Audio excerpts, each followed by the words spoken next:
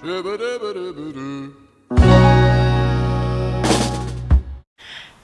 and welcome to episode 20 of the Knitting Pickle podcast. My name is Laura of Penrose Knits and I'm a knitter and knitwear designer. I live in the UK. Welcome back. It's not been too long this time actually since the last episode, and I have done a cheeky little vlog in between. Thank you to everybody who watched that vlog. Got some really good feedback from that one. I know that vlogs aren't really for everyone, which is fine, because the reason I make vlogs is because I really enjoy making them and I love like looking back at them and watching the kids and all that kind of stuff. But you guys seem to really enjoy that one, so thank you ever so much. If you are new around here, I am here today with some whips, some finished objects, and I'm going to kind of discuss what I've got coming up really as well. What releases I've got coming up, what projects I've got coming up, and we're just going to have a bit of a chill time. It is the school summer holidays. My kids haven't actually started school yet, but their nursery is only term time, so they are with my mum today. So I've got a very very precious few hours, and I decided that today I wanted to podcast because I don't know when I'm going to be able to again. So I hope you're all enjoying your summer. I hope you've got something yummy to drink. I'm on the iced coffee because I'm pushing my luck with this mohair number which I probably will have to take off at some point. But yeah, settle down, chill out, grab your knitting, and let's get started. We should start with what I'm wearing, and of course, if you have watched me before, you will know this. This is the Wrap Me Up Cardigan by Plum. I'll just give you a little whoo. I did the peplum version, and I will of course do some cutaways for you, but I decided to make this cardigan to go with a dress that I was wearing to a wedding, and in the last episode I wasn't sure if I was going to finish it in time. I still have both sleeves to go. And I'll start with the sleeves actually, because in the original pattern they only come to just past the elbow. But for me, sensory wise, that is not the one. I don't like that feeling. So I knew from the beginning that I was going to lengthen the sleeves. I used every scrap of yarn and blocked a little bit more length into them. But I'm really happy with the length. They're not full length. They're not bracelet length. They're kind of in between kind of thing.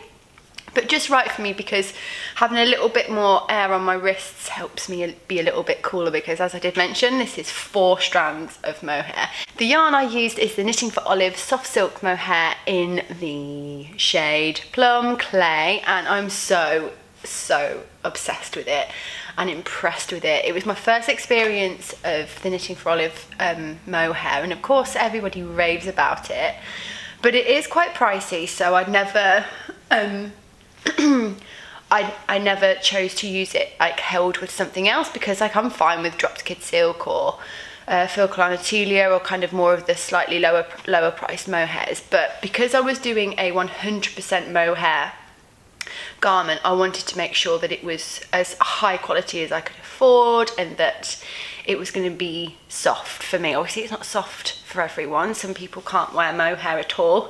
In fact, funnily enough, I was having a blood test this morning and the lady was like, "Oh, you made that, didn't you?" I was like, "Yeah, I did." She's like, "It was so nice." And I'm like, "Thank you." She's like, "I can't wear mohair at all. I'd love to make that, but I can't wear mohair." And I was like, you don't have to use mohair for it. She was like, "Will you write the name of the pattern down for me so I can get my daughter to find it on the internet?" And I was like, "Yay, of course." And honestly, this is the first time I've worn this out apart from the wedding, and I've already had 2 people stop me and go, "OMG." The wedding, I'm all over the shop this morning. Can you tell I decided to do this last minute? The wedding was, I'm sure you all know by now if you're a long-term watcher of me, or if you watch any of my little knitting buddies who all have podcasts too, I went to the lovely Caroline of Caroline's Knits wedding. It was her husband's wedding as well, but we mainly went for Caroline. And she honoured me and my little knit group friends with an invite to the whole day, and honestly, it was one of the best days I've ever had. I realised just beforehand that I have never been to a wedding that I wasn't either in the wedding party, so like as a bridesmaid you've got stuff to do, right? Obviously it's still amazing, but you've got a role. Or I hadn't just had a baby, or I was pregnant, or I didn't have 2 little kids running around. So this was my first kind of adult grown-up wedding, just me and my husband. It was in Edinburgh, so we had to travel up there, which I absolutely loved. Even the 6-hour train journey was enjoyable, mainly because I was listening to Akatar.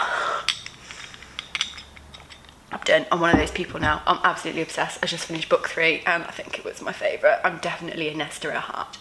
Anyway, so yeah, the wedding was incredible. I barely wore my cardigan because it was so humid and warm, even though it was in Scotland. But it was such an amazing day. The wedding was stunning, the venue was stunning, Caroline was stunning, the people were stunning, and I had such a good time. And I finally got to meet all of my little knitting buddies, all of my knitting buddies. And for someone who would normally be so anxious and terrified about meeting new people, it was the first time in a long time that I felt just pure excitement for meeting people, because I didn't feel like new people. They're my friends, we talk so much, and it was just such a pleasure to meet them. So thank you, Caroline, for a wonderful day. And I can't wait to meet up with everybody again and have a knitting weekend, something like that.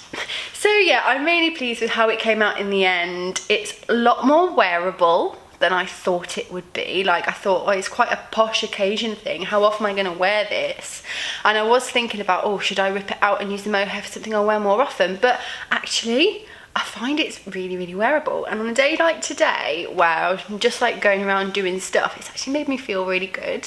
Wearing something a little bit more special. I feel like I could easily wear it out for dinner or just around in the day. You'll see in my B-roll that I'm wearing some jeans that I've got some embroidered flowers on that match really beautifully. And I'm I feel stylish today. I feel put together. For someone who usually just bombs about in a white t-shirt and whatever shorts or joggers she can get her hands on, this feels very, very special. So that's the Wrap Me Up by Plum Up. I did the Wrap Me Up pattern. There is another pattern called the Wrap Me Up Again, which has a larger size range. It's still not as size inclusive as I think it could be, but you never know. Maybe there will be more in the future, and there are definitely lots of size inclusive wrap patterns out there. I will do my best to link a few below. So that's my first finished object and what I'm wearing. I do have another finished object, and this is something you will not have seen unless you have a look at my Instagram.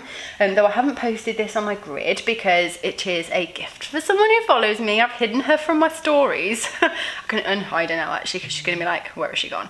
But my dear friend is having her 3rd baby very, very soon, and she's having a little girl. And of course I was going to make something for her. I have made one booty, but I've not done the second booty. And I think I'm going to try and get that done if I need a little break from my other whips. And I'm also going to give her a school run hat, which is one of my very first designs, my first hat design. And when I was designing it, I made a sample of the baby size, which is white with 2 little pom-poms on the top, a little picot brim. So I'm going to give her that as well, because I shan't be having any more babies, and it's the perfect time of year for it, because by the time the baby fits it, it'll be the perfect weather. Anyway, digress. What is it? What have I made? I have made... Oh, it's so cute. Tiny. This is the Festival Sweater by Petite Knit. I'll give you a little close-up. Will it focus on me or the thing? There you go, perfect. I feel like this is an iconic one. It's got these amazing kind of strings of bobbles, which aren't done like normal bobbles. I won't explain the technique, but you can go and see the technique on Petite Knit's website if you want to before committing. And it's just so cool and so modern and so fun. I talked about this in more detail in my vlog actually, so if you haven't seen it and you want to know more about the festival sweater, I do talk about it quite at length in that vlog. But when I first saw it, the first thing my head said was Christmas jumper, and I imagined it in a dark burgundy colour with white strings, so they would kind of look like lights. But then I thought, I don't know if I want to commit to making a jumper that size. Well, I was going to do one for my daughter, so size 3 to 4. without knowing the technique. So I thought, oh, I'll make the baby one. And the best thing about it is this is all from stash. I didn't buy a single scrap of yarn for this, and I used up scraps. So the main yarn that I use, the white yarn, is the Cascade Heritage sock yarn. So superwash merino nylon mix, perfect for a baby garment. And all the little contrast colours are sock yarn scraps. So the pink and the kind of browny beige are Sisu by Sadhana's Garn, and the grey is Filcolana Arvetta. And I'm so proud of my colour choices. I find I really struggle to choose colours, and I tend to stick with what I know. Neutrals, if I'm going to go put colour, it tends to be pink or green. I have made myself a yellow jumper, but I hardly wear it. I made myself a purple jumper, but I gave it to my mum. And I'm just like, I'm not the most adventurous with colour. So I'm really proud with how this turned out, because I think it's feminine, but it's not like in your face feminine. I think it's really subtle. And I didn't realise actually when I chose to do this pattern that the baby version is fingering weight. The kids version and the adult version and the kids dress version are all DK weight, but the kids is fingering, and I can see why, because I think if it was DK with all these bobbles, it would be a little bit too much. Also, a baby spends most of their time on their back, so I think if these bobbles were in DK, it probably wouldn't be that comfortable for the baby. And it also makes a really, really beautiful light thin fabric, which is perfect for a September baby. So as it starts to get a bit chilly-ish, you can pop the baby in this, but the baby won't be too hot. The one thing that concerned me whilst making this was the size of the neck. Normally with a kind of newborn, I did size 1 to 2 months. Normally you would have kind of like buttons down the edge, or a keyhole, or some form of opening to make the neckline bigger. And I looked at loads of pictures on Instagram, and the picture of Petite's baby with it on, and the neckline does come up quite high on the baby. And actually there's a lot of stretch in there. It goes from that to that. It's very, very stretchy. It's a folded neckband which I knit down, so it had lots of extra stretch. And I googled the average width of a newborn baby's head and found one of Penny's dolls who had a similar circumference head, and popped it on, and it was absolutely fine. So I'm sure it'll be absolutely fine. It's even got short rows in the back. Like, I wouldn't normally bother with short rows for a baby thing, especially for little ones, because then it doesn't matter which way round you put it on. So you're not like worrying with front to back kind of thing. But this one has even got short rows in the back, so I need to put a little something in there so that she can see which way round it goes. But that's my festival sweater baby. I highly recommend it. I enjoyed every single minute of it. It was really, really quick and really satisfying, and I'm really looking forward to making one for P now. I already have the burgundy yarn. I just need to get some white contrast yarn, although I've probably got something in my stash that I could hold double. So yeah, there you go. If you're having a baby or know someone who is, I highly recommend it. I think it's really unisex as well. If you do one in like dark green with maybe white, or grey and white, I think it could be really nice on a boy as well.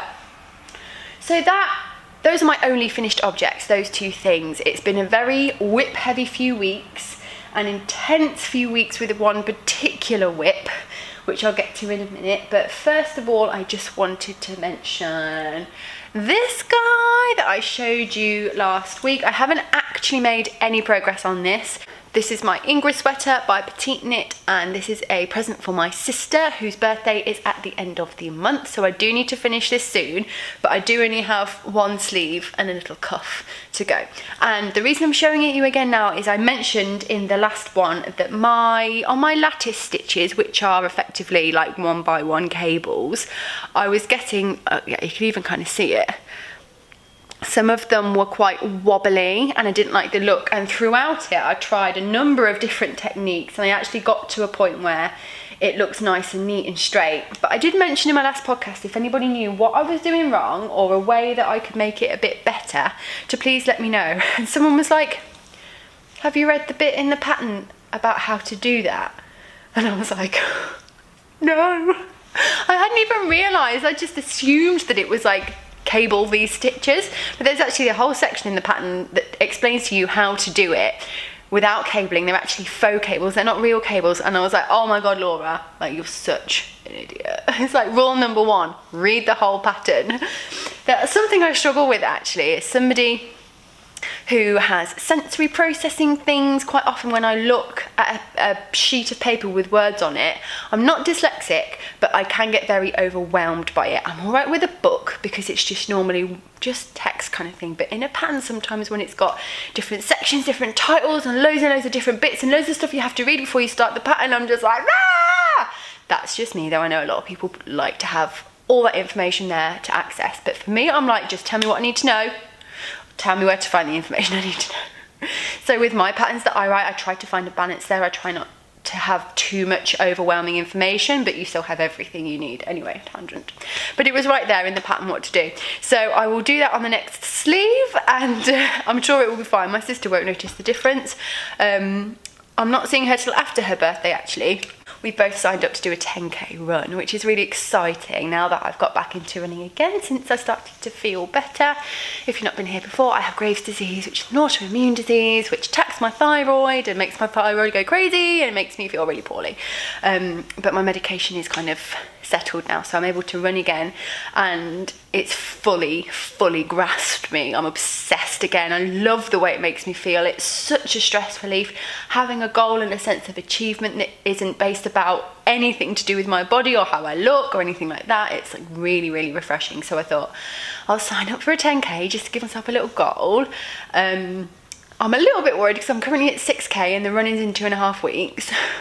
I had to take a week off my kind of training plan basically because I got poorly. But in the end I was like, you know, it doesn't matter. I'm not trying to do it in a certain time. It's just so I can do it. You can you can rely on race day adrenaline, and if I have to walk, I'll walk. My sister signed up last minute. She hasn't done any training either. Well, I've done a little bit of training. She hasn't really done any training, but we decided to just do it, and who cares? And afterwards, because it's in the town where she lives, afterwards we're going to go for lunch and have a kind of like a sister afternoon, and I'm going to give her birthday presents then. What tangent. I hope you've tucked yourself in. It's going to be a rambly one. So yes, that's where I'm at with my Ingrid, and I will be focusing some time on that pretty soon. I'm just trying to get to a certain point in my next whip. And this is my only other whip. We are flying through it this morning. We're flying. But to be fair, I've got quite a lot to say about this one. I haven't done any more on my little green bralette that I was working on. It's kind of got to a point where I don't really like how it's looking, and I can see that it's probably not a goer and that my idea didn't really work, so I'm not that fussed about finishing it, but I might just finish it because it might be okay. Who knows? I also spent quite a lot of time, especially on my way to and from Edinburgh, working on another project that I've got, which I can't show you because it's a surprise for somebody who may be watching, but it's 4-ply and I'm on the body. That's all I'm gonna say. And even like 11 hours of train knitting, I'm sure I only made like that much progress. So that took up quite a lot of knitting time. But the main thing I have been focusing on is my eclair sweater. If you've seen my last episode, I show you the 2 versions. Did I have 2 versions at the time, or did I just have the brown version? It's gorgeous. This is the eclair that I showed you last time. This is the original sample that is going to be ripped out because the pattern has changed a lot since I showed it to you. And after this, I cast on the beige version. But that version has also been ripped out because I did the wrong size. I spent, no word of a lie, 5 days trying to write and grade this pattern, but it was also me kind of putting myself on a crash course with Excel because I'm not the best with spreadsheets, and I tried really hard but I kept getting it wrong and things kept getting really messy, so I had to restart many times. But finally on day 5 I cracked it and I managed to grade the pattern.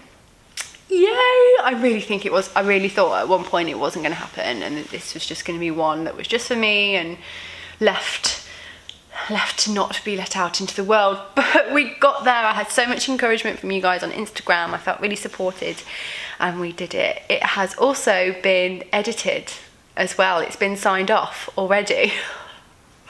Honestly, the moment I finished it, I was like, right, send it off. It's done. I can't go back on this now. We have to keep moving forward with this. And 3 edits later, and we cracked it. Though I have changed it since. I'll show you one of the details in a minute that wasn't quite right when I first wrote the pattern. So I've kind of been test knitting my own pattern, which is something I really like doing. It's something I did with the Chantilly cardigan. I wrote the pattern first and then knit it, and was able to find other mistakes whilst knitting, which is good because it will make my test knitting, the experience of my test knitters a lot better as well, because I've already like worked out some of the kinks. But I realised that I had cast on the wrong size for my previous beige version. There are going to be 2 kind of versions of the eclair. There's going to be like the normal straight version with a normal kind of normal length straight hem, in which I would advise you take your measurements from your bust and your ease from that point. It's recommended 5 to 10 centimetres of positive ease. It's meant to be oversized. But saying that, like the yoke depths and the sleeve lengths and circumferences is still kind of like within the realms of normal sizing, but the kind of general vibe is it's a bit bigger. And there is going to be a split hem version which reaches down to the hip, or kind of just above the hip, and then splits. And I realised that if I was continuing knitting the version I had, then it would be too small for my hips, because my hips are much wider than my bust. So I will advise in the pattern that if you're doing the split hem, that you take the measurement from your widest point, whether that be your bust or your hips. Because you want it to kind of sit nicely, to just skim your hips. If it's tight, then it's going to distort that split, and it's going to look strange and tight and kind of not look good. You want it to lie nicely over your body. So I had to rip out the old one. I hadn't got too far on that, to be fair. I'd done most of the yoke and the collar, for which I'd done a rolled collar, not a folded collar like with the brown one, but again there will be a folded collar and a turtleneck collar option within the pattern. And I cracked on, I got started, and I have been plugging away at this for a couple of weeks now, it feels.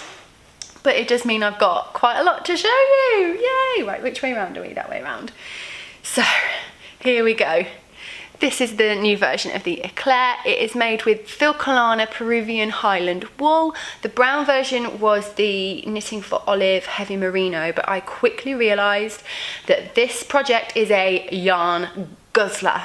All the bobbles, the extra length, the extra collar, the wide arms, it's taken a lot of yarn. And I just kind of felt like I should see if I can find a yarn that's a little bit more affordable for this one. Obviously you don't have to use the yarn I suggest, you can use any yarn you want, but I often kind of find, and I've heard like a lot of people get frustrated when patterns recommend really, really expensive yarns, so I wanted to find something that was a bit more affordable, and I absolutely love the Peruvian Highland wool. It is slightly thicker than the Heavy Merino, and for this I used 5mm needles, and for the Heavy Merino I used 4.5. I did gauge swatch for this version, but I've got a feeling my gauge is slightly different, which is fine because I can adjust that within the pattern. It just affects the measurements, but it'll all still be kind of within reason. But yes, I am already, see how much I've done, doesn't it look amazing? I tried this on last night and I couldn't believe how different it looks with all that body. This hasn't been blocked, so when I put it on, it's quite tight to me. Should I put it on? I'm probably going to get really, really hot. Oh no, oh no!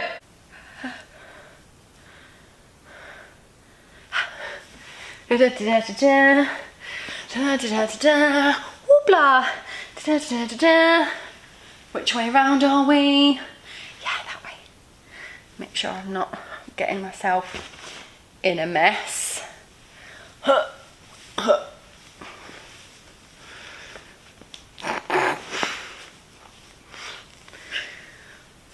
Here we go. Oh, will there be an eclair slip over eventually? Maybe, we'll see. So here you go. As I have mentioned before, and again I go into a little bit more detail in this in my previous vlog if you want to watch it, the aim for the eclair is maximum cozy. I wanted something that I can put on when I just want to be warm and cozy and snuggy, which is why I went with the turtleneck in the end, and why it's slightly oversized. And oh my gosh, isn't it amazing? I'm gonna hotch myself up a little bit.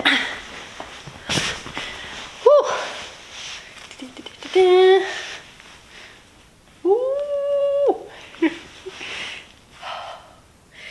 So obviously when it's blocked, this is going to open up quite a lot more. It's going to be more like this.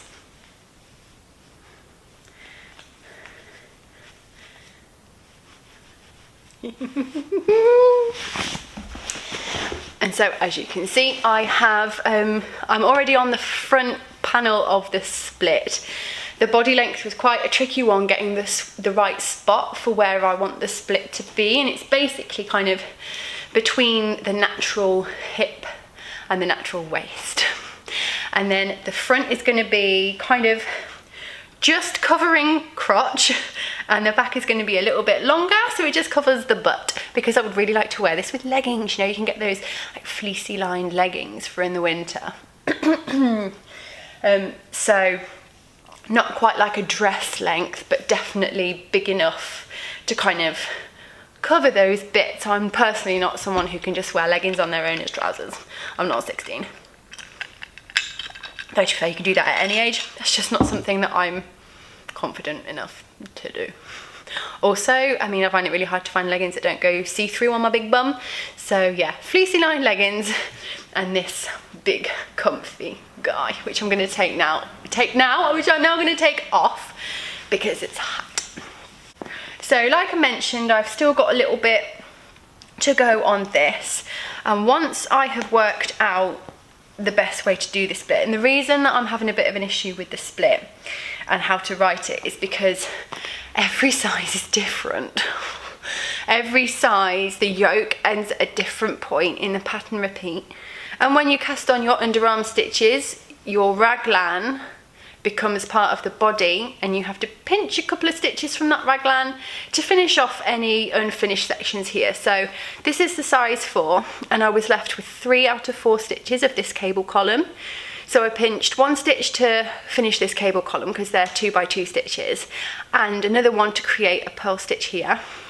And then I am left with my underarm stockinette panel. Now again, this has been something that has changed a lot during this process.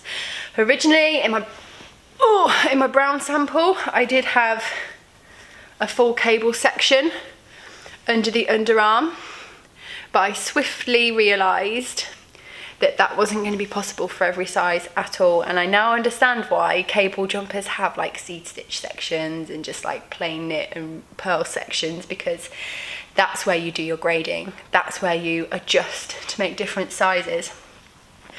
And I've actually found I really quite like it. I was unsure as to whether I would like this panel of stockinette, whether I should make it rib or whether I should make it textured.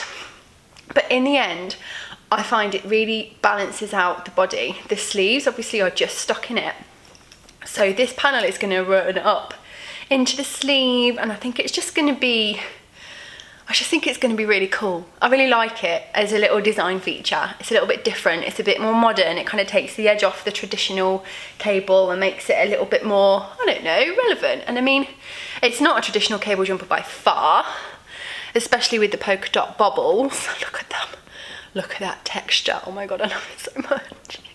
And of course you could easily do it without the bobbles. You'll use less yarn, that's for sure, but there's no reason why you have to do the bobbles if you don't want to. But when it comes to the split, I realised I needed a certain amount of stitches under here, and whilst working this I realised that my smaller sizes do not have enough stitches at the underarm. One of the sizes currently only has 4 stitches at the underarm, and that isn't going to be enough here. It turns into rib, there you go, that's better. So it turns into rib here, and then the rib border will go down either side of the split, sorry, and there'll be rib along the bottom. And if you see, I think I've got 6 stitches here, and you kind of need this as a minimum in order to make it work. Otherwise it will just be like a one stitch edge and it just won't be strong enough and it will flap about, and I think the balance will be off. And I think that's a part of grading that people also don't always think about or maybe oversee, is that it's not just about making the width right, it's about the overall balance. It's about making sure that this side panel looks right against the rest. So the larger sizes do have a slightly wider panel here, but the sleeves will be wider, so it's balanced. I think the larger sizes would look a bit ridiculous if they only had a 2-stitch column under here, just how like the smallest size would look ridiculous if it had a 14-stitch panel here. This is a 10-stitch panel, by the way. So it's all about finding the balance, and I'm definitely still working through that, and I now need to go back to those smaller sizes and rejig, and it's going to be quite a big rejig because to get more underarm stitches here but without making everything bigger, I need to remove some increases from here, and yeah, it's complicated. So yeah, we really are getting there now. I'm going to Devon for the weekend and I'm going to take this and only this with me, or maybe I should finish my sister's jumper first. I've got until the 4th of September. It'll be fine. I might take this and only this so that I can really crack through it. The sleeves are gonna fly. Oh my gosh, they're gonna feel so quick compared to this body. And I think overall, you know, it's not too bad. It's obviously going to be a longer knit because it's a bigger garment, but I've already knit the yoke 3 blooming times. I've already done a sleeve. I've already done half a body. I've basically already knit it once. So yeah, the sleeves are going to feel mega quick, I think. And I'm getting there now. I've still got about, I think I've got another inch to go in the pattern, and then I'm in the rib. And the rib's going to feel really quick, so yeah, we're getting there. The plan for this design, we are getting towards the end of August now. My plan is to do the test call for this early September and to start the test knit mid-September latest, because it's going to be a long one. I want to allow at least 8 to 10 weeks, if not 12 weeks. Or what I might do is say 10 weeks with 2-week contingency, so it's there if anybody needs it, but if we can have it by 10 weeks, then please do. I always try to be as flexible as I can with my deadlines, but if I can get it tested in 10 to 12 weeks, it means it will be out before Christmas. And I'd really like to release it just before Christmas, because I'm thinking hopefully by then everyone will have done their gift knitting and they'll be looking for a project to cast on for themselves. It's going to be really cold. I just feel like it would be a good time to release this, but if we don't make that deadline, then it's not the end of the world. I'll just release it after Christmas. So it will be coming to you very soon, and if you are interested in testing it, there will be a public test call over on my Instagram. It's public only this time. I haven't lined up anyone like I did with the Chantilly cardigan. It's going to be completely open, but I am going to kind of do it on a first come first serve basis, so once the slots are filled, they're filled. What was I saying? So yeah, it's all happening, and it's happening really soon. This will be my last garment design of the year. I've decided I am garmented out. I've had enough. I will be knitting at least one more garment this year, because I will be making my husband's Christmas jumper. Bear with, my mum has just texted me, make sure the kids are all right. No, we're fine. I make my husband a Christmas jumper every year. I have done for the past 3 years. The first 2 was before I knew what gauge swatch was, and before I knew that acrylic yarn grows loads, so they are no longer with us.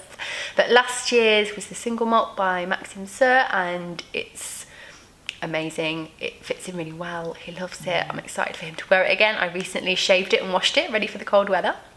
And this year I'm going to make him a cardigan. So that will probably be my only other adult size garment of this year, unless I get all my gift knitting done and I can cast on some of the things I'm swatching for, which I am going to show you. I've got some swatches. But other than the eclair, I have got plans for a winter accessory collection, which I have already started. I started it last year, but I didn't continue with it, and I've forgotten everything that I did, so I have to start from scratch. But the idea is there, it's very clear in my head.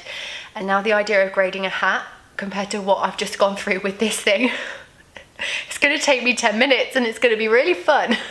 So there is still that to come. And whilst we're on the subject, seeing as I finished all my whips, I'm going to go through what is coming up over the next few months from me as a designer. So that's what's happening with the Eclair, hopefully going to release mid-December.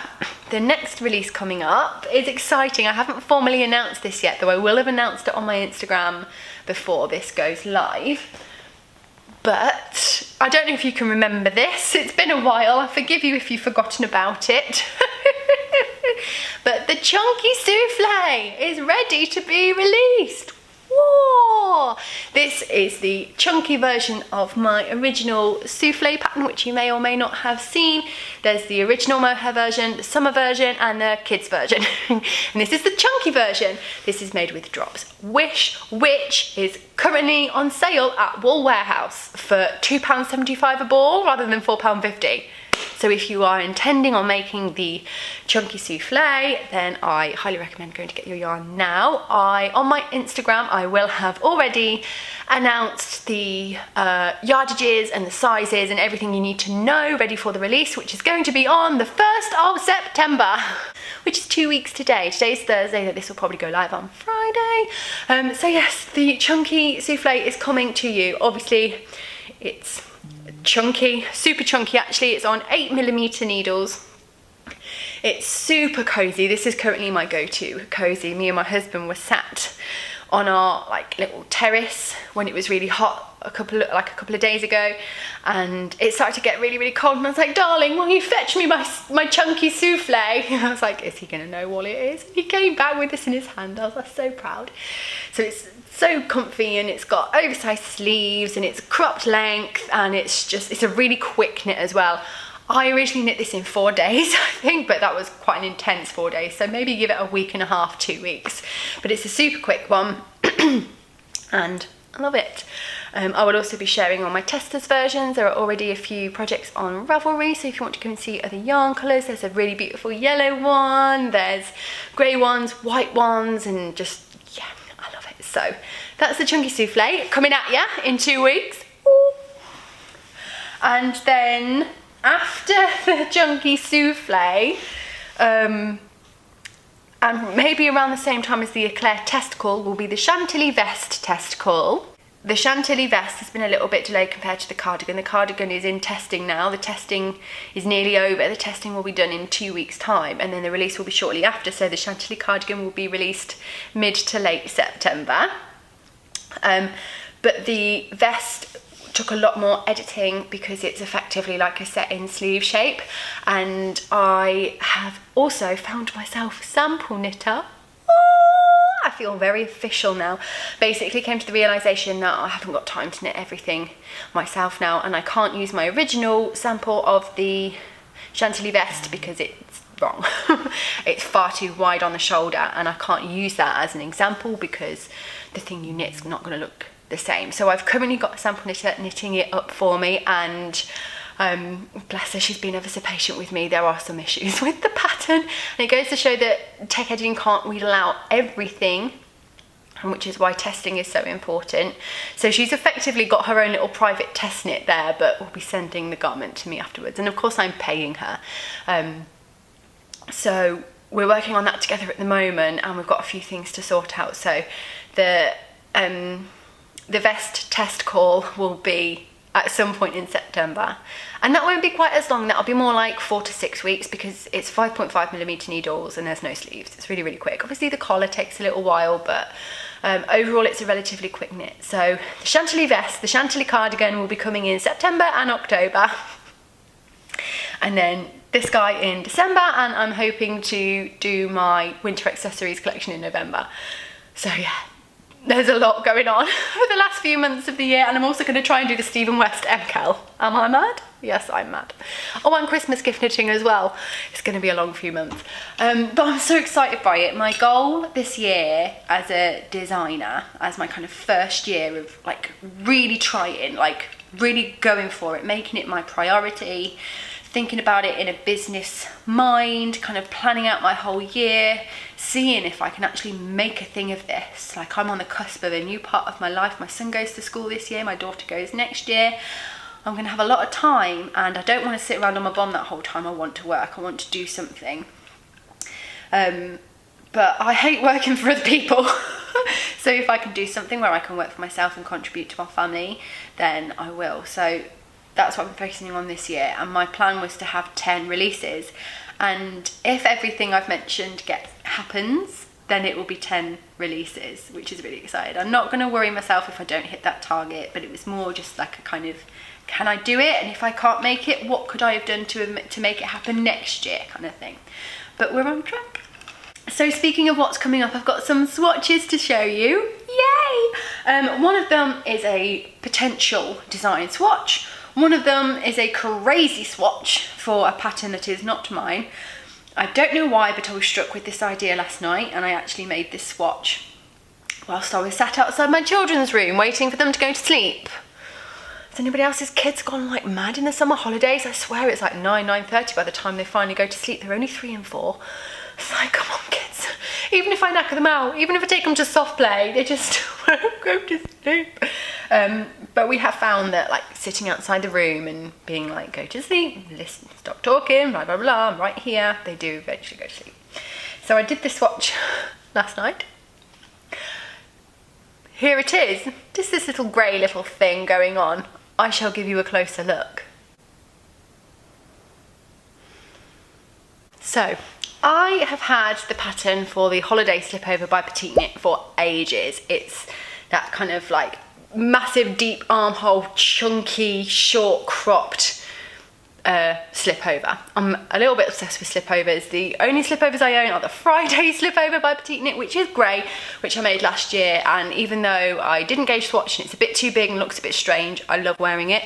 I've got my Chantilly, which I don't really wear too much because I don't like the fit, but I will soon have my new sample, which is also grey. And then this one, it's funny, I've struggled to imagine slipovers in any other colour than grey, and I think that's because I almost exclusively wear white tops. White vests, white t-shirt, white long sleeve t-shirts. I just feel good in white. And I'll tend to wear it with like kind of light coloured jeans. So grey is like the perfect colour to kind of go with my wardrobe, what I feel comfortable in. Though this kind of isn't really grey, I don't know how clearly it's going to show up, but this is made up of 1 strand of fingering weight yarn and 4 strands of mohair that are all different colours. I'm mad, yes, that's 5 strands all at once, and 4 of which are mohair. If I do go with this for the holiday slipover, it's going to be interesting. I might see if I can wind them up into like one cake and then knit from that one cake. It's probably a good idea. But basically the reason I decided to do this swatch last night is because, as I mentioned, Wool Warehouse are having a drops sale, and I was having a look through what was on there, and they had the drops air and the drops wish, and I was like, oh, I could use that for the holiday slipover held with something else, and I added to cart, and I was like, no Laura, go and look at your yarn shelves. It's ridiculous. You don't need to buy any more yarn.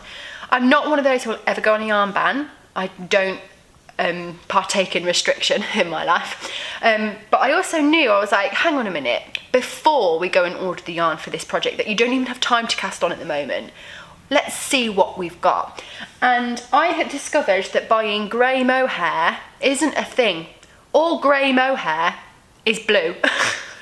In my eyes, I've got this one, which to me, again, you can never really show a colour properly through a screen. It's quite silver, it's kind of dark, but it definitely is like, it's probably the greyest I've got, but I wanted like a light grey, and this is like a bluey dark grey. This is drops, one of them, by the way. And then I bought this, which was supposed to go with the Chantilly Vest, but compared to the grey of the Saga, this just looks like baby blue, and I'm like, yeah, no, that's still not grey. So I've got like 3 balls of this wrong shade of grey mohair, 3 balls of this wrong shade of grey mohair, and I looked at the pattern for the holiday sweater, and it recommends either Snefnug or Koss, Sandra's gone Koss, held with 1 strand of mohair. and you only need 2 balls of mohair for the size I'm doing, and for the Kos or the Snefnog it's about 750 meters. So I thought, well, if I've got at least 2 balls of these colours, then that should be enough for a slip over. I just need to hold enough strands together to meet gauge, which is also why I threw the fingering weight strand in there, because I was like, I ain't holding six balls of mohair together. That is one step too far for me. So what I did was I got this stuff, which I cannot tell you what it is. Quite literally, I bought it from a craft fair from a lady who was a hand dyer but was closing down her business. This was a natural undyed fingering weight, and it was a blend that was something like alpaca cashmere silk, something like that, I don't know, but it's really soft and it's really nice. And I bought 2 skeins, and I don't know what to do with it because I don't know what it's made of, and I don't know how much of it I've really got. So I thought, okay, let's have a look. And I figured out I was going to need 750 meters, and I thought, well, this is going to be approximately 400 meters per 100 grams because it's a fingering weight. So 2 of these makes 800 grams, which should be enough. So I can use up all of this random yarn I don't know what to do with, and I can use up all my scraps of mohair. Well, not scraps of mohair, they are full balls, but all my random mohair. And along with these 2 grey ones, I've got a white one and a beige one, and all together, separately, they look like this, but together they look like this. And I also kind of feel like this kind of mild multicolour strand thing is hot right now, right? The marble sweater, like, come on. I really like it, but for me it's quite subtle. It's not like overly mild, because it's kind of like a natural, I mean, that's the order you'd hold them in, right? You'd fade that. Oh, look at that, isn't that nice? But all together, I just think it's really clever. I love what it does. So that is a cheeky little swatch. I don't know if when I'll be casting this on, like I said, it's on 10mm needles, but I might go down to 9 just because my fabric is really loose, which I know it's supposed to be, but I think I would prefer a slightly tighter gauge because it is, well, I mean, hold up against white, it's not see-through at all. But I might swatch again on a smaller needle and see what I get. This is bang on gauge, but I can do the math. Oh, my camera stopped and I went to press the button and I knocked my tripod, so apologies if the framing is a little bit different. But yeah, I can do the maths to choose which size to wear to make this to fit, but it's oversized anyway, so it doesn't really matter. So yeah, that's what that might be. The other swatch I've got to show you is something I would like your opinion on. This is a swatch that I did because I've had an idea in my head for a while, not a clear idea, but all that I knew was I wanted rib, stripe, mohair, all in the same thing. And I bought some Cambergarn, I don't know if I'm saying that right, some Cambergarn by Istex from No Frills Knitting when they first had it, 'cause it was a little sale, and I bought it in this bright red colour, which I love, but I couldn't imagine in a whole garment. I love red and it suits me. People tell me it suits me when I wear it, but I'm not always that brave enough to wear it because it always feels Christmassy no matter what time of year. So it was sitting on my shelf and I was like, what am I going to do with this red yarn? What am I going to do? So I thought, I know, I'll buy some Cambergarn in white and I'll stripe it. And this is what we have. It's going to be difficult to show you the true, oh, you can kind of see it there. So it's a 2x1 rib stripe, and I do that little technique you do to make it so that you don't get this pearl bump kind of colour change on this side. You basically just knit across in your new colour without doing any rib. It's really easy, but really, really effective. And I really, really like this. But I'm also like, is it chic? Or is it Lighthouse? Or is it Where's Wally / Waldo, depending on where you're from. And now I've said it, I'm like, I can't unsee it. And I said to my knitting friends, Chic or Wally? And they're like, damn, you shouldn't have said Wally, now it's all I can see. So what everyone has recommended is to make the stripes not the same width. So if the red was slightly smaller than the white, it might take the edge off the Where's Wally vibe. Even though I kind of like the Where's Wally vibe. Can you imagine the Wally sweater? that's totally what it's going to be, isn't it? And also I think overall the rib kind of breaks that up too. And I think if it was like a tight fitted top a la Wally, yes, but the way I'm seeing this is drop shoulder, but a shaped drop shoulder, folded neckband, and the stripes would probably start like here. So all of this would be white. The stripes would start here and go down, and the stripes on the arm would maybe just be down here for kind of just like, you know, something a bit different. No one steal my idea. If you do, I'll come for you. No, I won't. But yeah, I'm unsure about this. I really, really like it, but I don't know. I think I need to sit on it for a little while. Let me know what you think. Chic or Wally? But like I said, I'm garmented out for this year, I think, design-wise. So this will be something I'll probably come back to after Christmas, or maybe I won't be able to resist and I will do a little bit of planning, a little bit of writing and see where we get. But yes, and obviously I forgot to mention that it's held with mohair, just drops kid silk. But yeah, that's my other little swatchy swatch. I've come to the end of my stuff. I do have 2 acquisitions for you, one yarny and one something different. I was in town the other day. There are no yarn shops near me. Actually, no, I lie. There's one in Broadway in the Cotswolds, which is about a 20 to 30 minute drive for me. It's an amazing yarn shop. It's tiny and literally floor to ceiling. It's amazing. They've got everything. And I do keep meaning to go back, but I've not really had time. But there is one like haberdashery in my town which has a little bit of yarn. It's mainly King Cole acrylic, but I did find this stuff, which is the King Cole Merino Blend DK Superwash Anti-Tickle. And I was like, oh, I really like this colour. I was really drawn to the colour.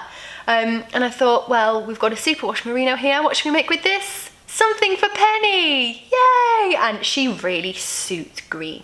My little Penelope was quite ginger when she was born and she had quite a rosy complexion, so this kind of green and darker green always really suited her, that kind of like pink and green combo and that kind of like red and green combo.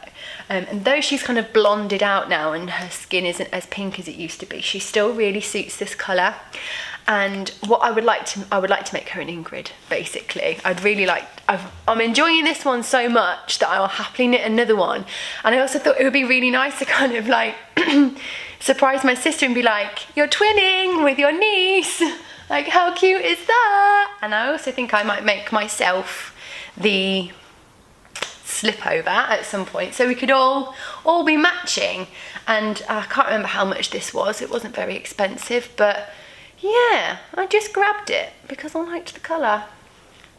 So again, I don't know when I'll be doing this. Maybe when I haven't got anything else in mind to do, or I will need a break, I'll cast this on. But again, I'm not in any rush. It's not taking up, I've only got 6 balls of it, so it's not taking up too much room in my yarn stash. And I am slowly working through it. My other thing I wanted to show you, I was really hoping to show you in the last episode, and it arrived, I think, the day after I filmed, or even on the day, but just after I filmed. And I bought myself a project bag. I don't really buy many project bags, and the project bag I use the most is my Hide and Hammer number 8. I haven't got it with me. I have got my, I can't remember what this one's called.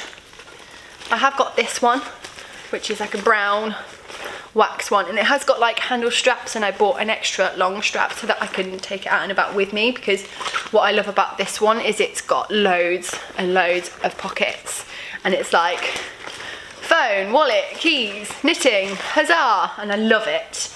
And the number 8 that I've got is like a roll top, much smaller one, so perfect for smaller projects. But I wanted something that was travel-y, but kind of in between, a bit bigger than a sock one, but not a massive one either.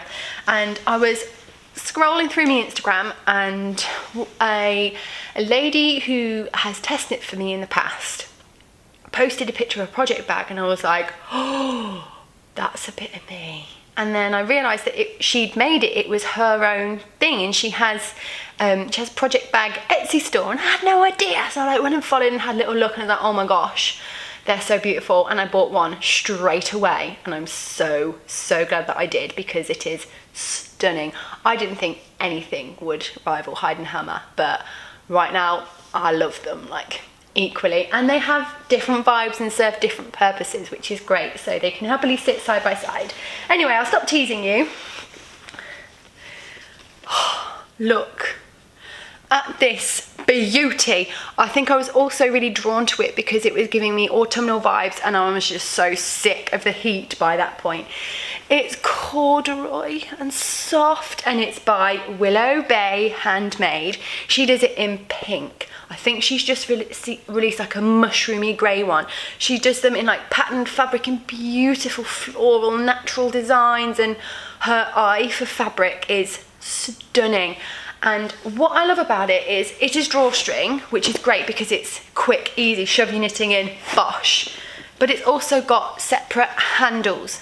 This is, oh, just love the handles. I took this with me to Edinburgh on the train, and it was absolutely perfect. And it gets better. Yes, there are 2 lovely big pockets inside, but the thing I love possibly the most is this little guy. Why don't all project bags come with this?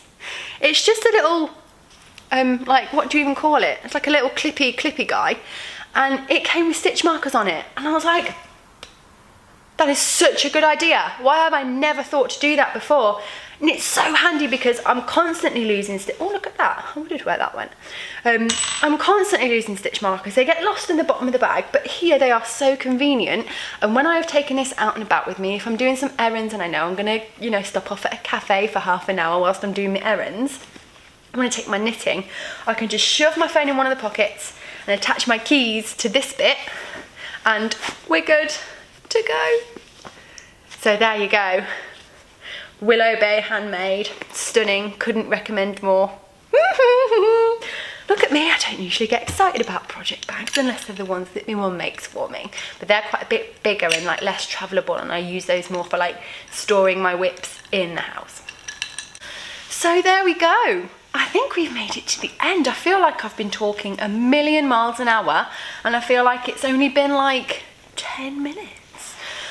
Who knows how long it actually is. I just wanted to let you know one more thing before I go, and that is a hot new release, and of course it's the Hemingway shorts. If you watched my last episode, you would have seen me modelling my Hemingway shorts. I was very lucky to test knit them for the lovely Lara of the Knitting Booth. It's the only test knit I took part in this year, but I couldn't help myself, especially as Lara messaged me saying, would you like to help me out with some shaping? Because I messaged her about them initially, and they were just, originally they're just straight up and down, and there's elastic to pull in the waist. And I was like, oh, that won't work for me because my waist is so much smaller than my bum, that to have it fitting here, I end up with loads of extra fabric around the middle. So she was like, let's do some shaping. Do you want to test it for me, and you can test the shaping version for me? So I was like, yay! And they came out really, really well. Again, if you watch my last vlog, you will see me raving about them again and wearing them throughout my day. I wear them all the time, and they are now released into the world. It's her first pattern, so please, even if it's not your kind of thing and you don't think you'll wear them, go and visit the Ravelry page, send some traffic that way so that other people can see it. It's such a well-written, amazing pattern. When I saw the final version of it, I was like blown away by how good the pattern looks. She uses infographics and flowcharts to make all the information really consumable. When I first did the shaping bit, it was in the form of an equation, and I was just like, I can't do it. So I kind of broke it down and did it like in my own way. And she's basically translated the equation into a flow chart. So you're like, you've got this, follow to do this, no, yes, no. And it was so clever, so clever. If you're a little bit intimidated by knitting shorts, you're a bit like, oh, I'm not sure about this, then this is the pattern for you. It is so good. So please, please, please go and support Lara. And I think that brings us to the end today. I don't really have much nitty chat going on. I've kind of already gone through what's happening for me. I think the main kind of change that's happening for us all is we are finally transitioning seasons. So in my hemisphere, we're in the summer, and in the UK particularly, we've had the hottest summer on record. We had 1 week when it went above 40, and last week it was 35, which was, I think normally we'd all struggle with 35, but it felt like such a relief after the week of 40-degree heat. But I am most definitely ready now for it to cool down a little bit, and wearing my cardigan today to the doctors and not feeling too hot was really, really nice. I know a lot of people love the sun and they're like, shut up, enjoy it while it lasts, but that ain't me. If you're in the southern hemisphere, you're coming out of your winter now. Hopefully it's going to be spring soon, start seeing some flowers, and you can start wearing those lighter bits of knitwear. So where do you sit on that? Are you a summer person or a winter person? I reckon more of us are winter people than summer people, but we'll see. So yeah, leave a couple of comments, let me know what you're thinking and what you're up to. It's been a pleasure catching up with you again. Thank you so much for joining me. Enjoy the rest of your day, and I will see you really, really soon. Bye.